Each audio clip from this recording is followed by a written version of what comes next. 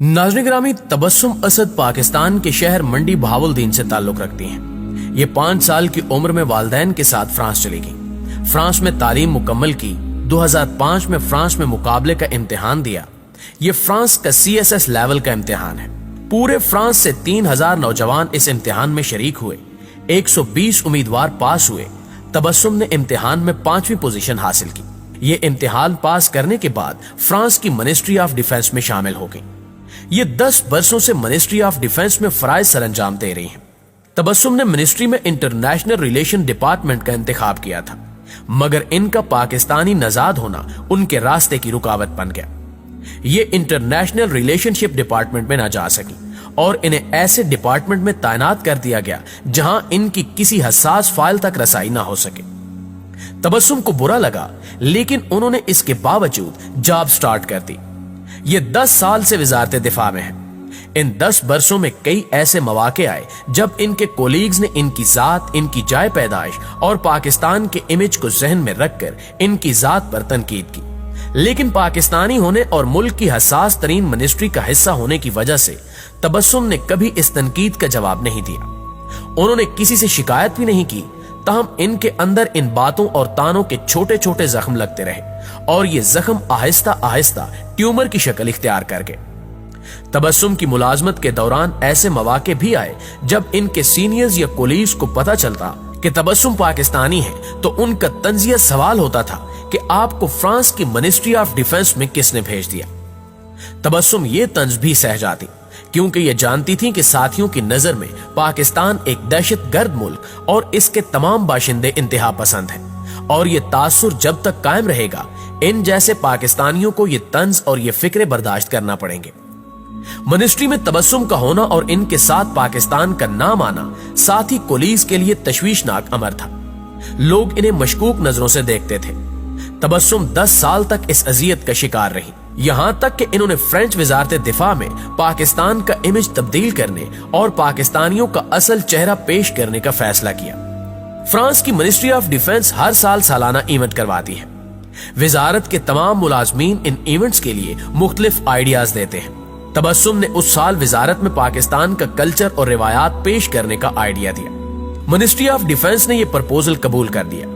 ये खबर सुनते ही तबस्सुम को यूं लगा कि जैसे उन्होंने कोई जंग जीत ली हो।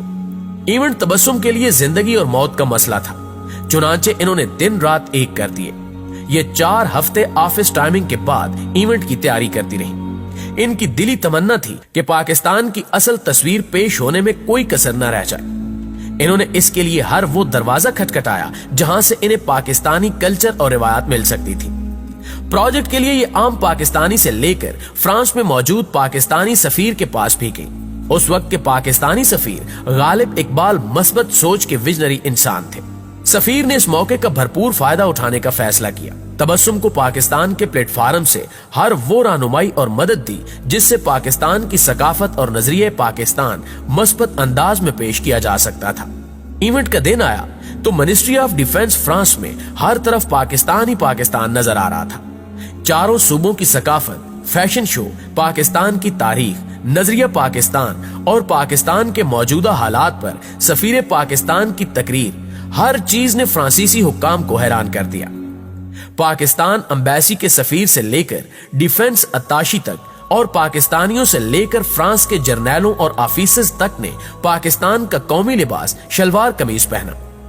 उस दिन पर फ्रांस के उस इदारे के लोगों ने पाकिस्तान की वो तस्वीर देखी जो उनकी नजर से ओझल थी। उस इवेंट के बाद मिनिस्ट्री ऑफ डिफेंस के वो लोग जिनको पाकिस्तान के नाम से खौफ आता था, उनके पाकिस्तान के बारे में ख्यालात तब्दील हो गए। ये पाकिस्तान को भी अहमियत देने लगे। मुझे किसी साहब ने बताया कि पाकिस्तान की उस नुमाइश के बाद तबस्सुम के एतमाद में इजाफा हो गया।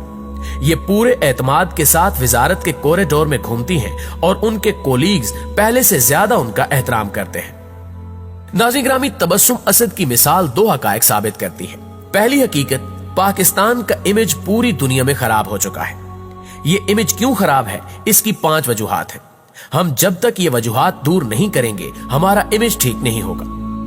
1, मुहज्जब दुनिया लड़ने झगड़ने वाले लोगों और कौमों को पसंद नहीं करती, जबकि हम पिछले 50 साल से हालत जंग में हैं। दुनिया 40 साल से हमारी मनफी तस्वीर देख रही है। अफगानिस्तान की जंग हो, तालिबान हो, अमेरिका तालिबान की जंग या फिर पाकिस्तान में पिछले 15 साल से जारी दहशतगर्दी की जंग, हम 40-50 साल से हालते जंग में हैं और दुनिया को जंग के सिवा हमारी कोई तस्वीर मुंतकिल नहीं हुई। ये दुरुस्त है, ये जंग हमने नहीं छेड़ी, ये जंग हम पर मुसल्लत की गई और हम आलमी ताकतों की तरफ से मुसल्लत करदा इस जंग के मुतासरीन हैं।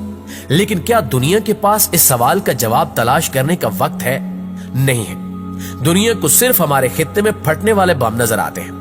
हम बेगुनाह हैं, ये हम जानते हैं और हमारे जंगी इत्तेहादी जानते हैं। दुनिया में 245 ममालिक हैं और हमारी बेगुनाही के बारे में सिर्फ चंद मुल्कों को मालूम है।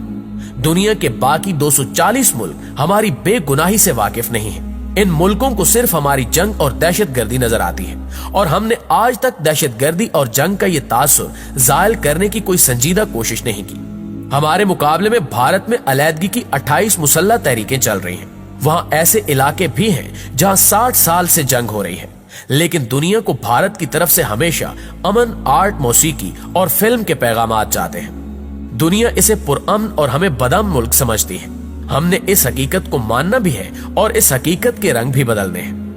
नंबर 2, दुनिया मजहबी इंतहा पसंदी को भी पसंद नहीं करती।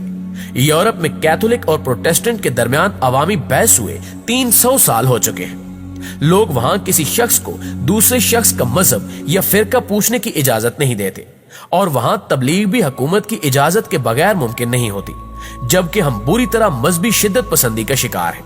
पाकिस्तान में रबीउल अव्वल और मुहर्रम के महीनों में हाई अलर्ट हो जाता है। ये हाई अलर्ट और मजहबी शिद्दत पसंदी भी हमारे इमेज को खराब कर रही है। नंबर 3, दुनिया जहालत, बीमारी और गंदगी को भी पसंद नहीं करती। बच्चे स्कूल न जाएं, मुल्क में टीबी, पोलियो, खसरा और डेंगू भी हो और लोग वैक्सीन पिलाने वाले वर्कर्स को गोलियां भी मार देते हो और आप जिस तरफ देखें आपको वहां गंदगी के ढेर नजर आए।